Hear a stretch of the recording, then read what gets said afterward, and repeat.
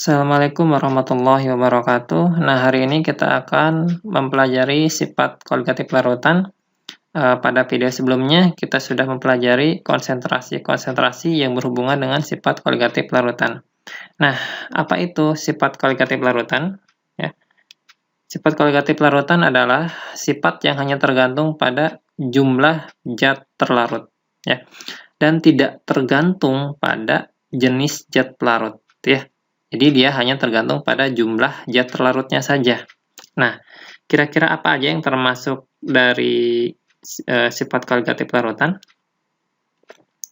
Nah, ini ya, yang termasuk pada sifat koligatif larutan adalah yang pertama adalah penurunan tekanan uap jenuh, atau lambangnya adalah delta P. Ya. Yang kedua adalah kenaikan titik didih, atau delta TB. Ya.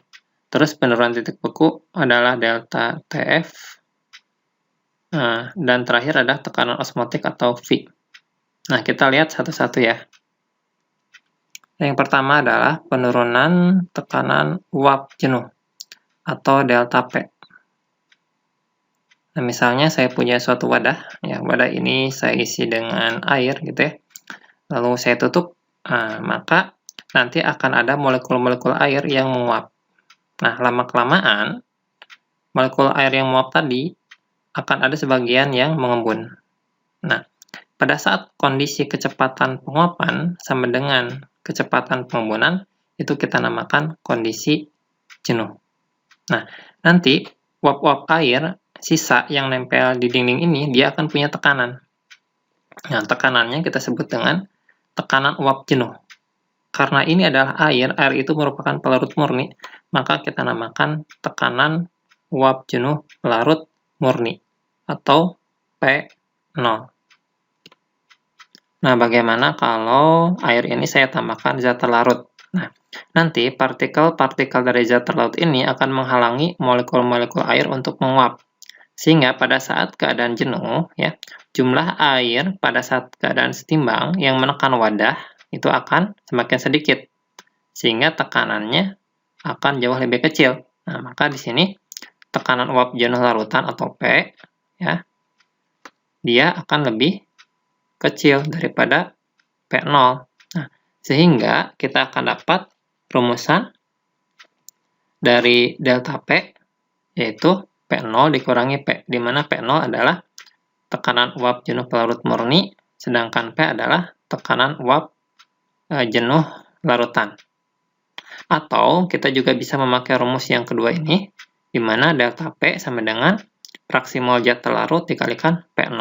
Nah, itu kira-kira konsep dari penurunan tekanan uap jenuh larutan. Kita lanjutkan yang kedua, yaitu kenaikan titik didih, ya, atau delta TB, ya. Nah, apa itu titik didih? Nah, titik didih adalah suhu ketika tekanan uap jenuh cairan sama dengan tekanan lingkungan. Tekanan lingkungan itu 1 atmosfer, atau 760 mm Hg. Ya. Nah, misalnya, saya punya wadah, ya, berisi air, lalu saya panaskan, ya, maka nanti ketika suhunya naik, gitu ya, maka suhu cairan atau suhu air ini akan juga naik, gitu ya. Nah, misalkan saya punya tabel, seperti ini, gitu ya. Jadi ini tabel hubungan antara suhu dengan tekanan uapnya, tekanan uap jenuhnya, gitu ya.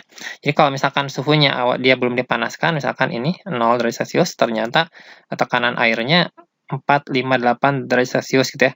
Terus saya naikkan 10 jadi 9,21, terus naik. Nah, ternyata pada saat suhunya 100 derajat Celcius, nah ternyata tekanan uap jenuh airnya itu 760 mm Hg.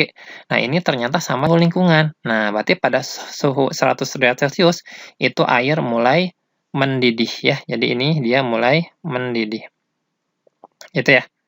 Nah, itu konsepnya. Nah, gimana kalau yang saya didihkan adalah satu larutan? Nah, misalnya pada suhu yang sama ya, suhu 100 derajat Celcius. Nah, apakah suhu tekanan uap jenuh larutannya sama? 760 derajat. Nah, menurut konsep tekanan uap jenuh, itu tekanan uap jenuh larutan itu lebih kecil daripada tekanan uap jenuh air gitu ya. Jadi tekanannya masih kurang dari 760 mm Hg ya. Nah, makanya nanti ketika saya suhunya dinaikin lagi, misalkan ini T1, ini T2 misalnya. Misalkan ini T2-nya misalkan 105 derajat Celcius. Nah, ternyata suhu si cairannya, si larutannya baru dia sama dengan 760 mm Hg. Nah, ternyata suhunya sama dengan suhu lingkungan, gitu ya. Nah, baru dia akan mendidih si larutan ini, gitu ya. Ini akan mendidih. Nah, dari konsep yang telah kita jelaskan, kita bisa menyimpulkan bahwa yang namanya titik didih dari suatu larutan, ya, dia lebih besar daripada titik didih dari air, ya. Nah, sehingga kita dapatkan rumusan yang namanya delta TB itu sama dengan TB larutan dikurangi TB dari pelarut. Nah, ini rumus yang pertama. Ya, kita kurungin dulu. Atau bisa juga delta TB ini adalah rumusnya sama dengan molalitas dikalikan KB. Nah, di mana yang namanya KB itu adalah suatu tetapan. Ya, di KB ini merupakan suatu tetapan. Ini tetapan. Tetapan titik didih pelarut.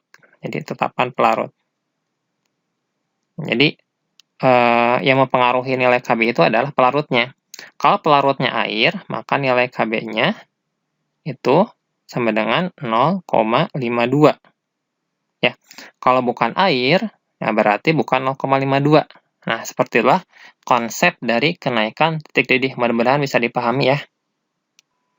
Nah, sifat koligatif larutan yang ketiga adalah penurunan titik beku atau delta TF.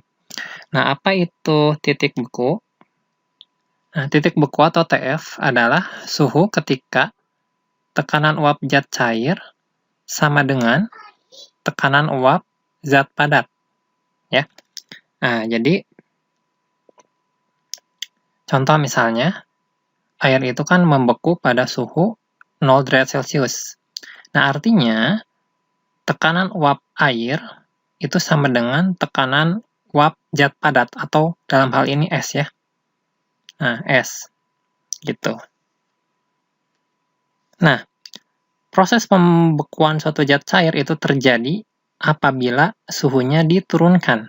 Nah, sehingga jarak antar partikel sedemikian dekat satu sama lain. Nah, contohnya gini nih, biar lebih jelas ya. Nah, misalnya gini, saya punya partikel zat cair, itu kan jarak antar molekulnya agak renggang ya. Nah, kalau saya ingin menjadikan dia menjadi beku, maka jaraknya harus saya dekatkan dengan cara apa? Dengan cara didinginkan atau suhunya diturunkan, sehingga nanti jarak antar partikelnya lebih dekat seperti ini. Nah, gitu ya. Sehingga zat cair ini akan membeku. Nah, jika pada kasus larutan, artinya larutan itu ketika zat cair tersebut ditambahkan zat terlarut. Nah, seperti ini ya, yang warna hitam nih. Ini zat terlarut. Nah, jadi adanya partikel dari zat terlarut akan mengakibatkan proses pergerakan molekul pelarut terhalang. Jadi ini mau mendekat jadi terhalang. Akibatnya apa? Untuk dapat lebih mendekatkan jarak antar molekul diperlukan suhu yang lebih rendah lagi. Jadi suhunya lebih dingin lagi nanti. Nah, nanti akibatnya apa? Nah, nanti akibatnya si TF atau titik beku larutan dia akan lebih kecil dibandingkan TF dari pelarut atau TF0. Nah, sehingga kita dapat rumus tuh untuk menentukan delta TF. Nah, jadi delta TF itu sama dengan TF0 dikurangi TF. Jadi biasanya TF yang besar dikurangi TF yang kecil. Ya. Jadi dalam hal yang besar kan TF0 pelarut gitu ya, kurangi yang kecil. Nah, ini rumus pertama. Nah, nanti akan didapatkan rumus yang kedua dari delta TF, yaitu molalitas dikalikan KF. Nah, di mana molalitas MT itu sama dengan molal zat terlarut. Dan KF itu adalah tetapan titik buku pelarut. Nah, biasanya kalau misalkan untuk air itu nilai KF-nya adalah 1,86. Nah, sepertilah konsep dari penurunan titik beku ya. Mudah-mudahan bermanfaat ya. Nanti kita lanjutkan untuk sifat koligatif larutan yang keempat. Nah, kita lanjutkan sifat koligatif larutan yang terakhir, yaitu mengenai tekanan osmotik ya. Nah, sebelum kita belajar tekanan osmotik, kita harus tahu dulu proses yang namanya osmosis ya. Jadi osmosis itu adalah pergerakan air dari konsentrasi yang rendah ke konsentrasi yang tinggi gitu ya. Nah, pergerakan ini terjadi sampai terjadinya peristiwa isotonis. Ya, isotonis itu adalah konsentrasinya sama gitu ya. Nah, contohnya misalnya seperti ini. Nah, misalnya gini, saya punya tabung ya, yang saya isi dengan pertama dia larutan, berarti konsentrasinya dia tinggi ya. Ini air gitu ya. Nah, maka di sini peristiwa osmosis akan terjadi. Jadi air itu akan bergerak dari konsentrasi rendah, berarti dari ini ya, air bergerak ke larutan. Ya. Nah, ini akan terus ya terjadi sampai terjadinya proses isotonis gitu. Nah, tekanan osmosis itu sebenarnya adalah tekanan yang diberikan ke larutan pekat agar peristiwa osmosis tidak terjadi. Ini ya, kata kuncinya. Jadi dia kan gerak dari air ke larutan. Nah, melalui selaput semi permeabel ini ya. Nah, tekanan yang dibutuhkan agar peristiwa osmosis tidak terjadi, ya, maka itu namanya adalah tekanan osmosis atau osmotik, gitu ya. Itu konsep dari tekanan osmotik. Nah, perumusan dari tekanan osmotik, gitu ya, yaitu V, ya, V itu adalah tekanan osmotik sama dengan M. M itu adalah molaritas ya, molaritas dari zat terlarut dikalikan R. R adalah tetapan ya, tetapan yang 0,082 dikali T. T adalah suhu dalam Kelvin. Nah, ini keterangannya ya. Oke. Nah, ini berarti konsep dari tekanan osmotik yang mudah-mudahan kalian paham ya. Saya cukupkan sekian ya video kali ini.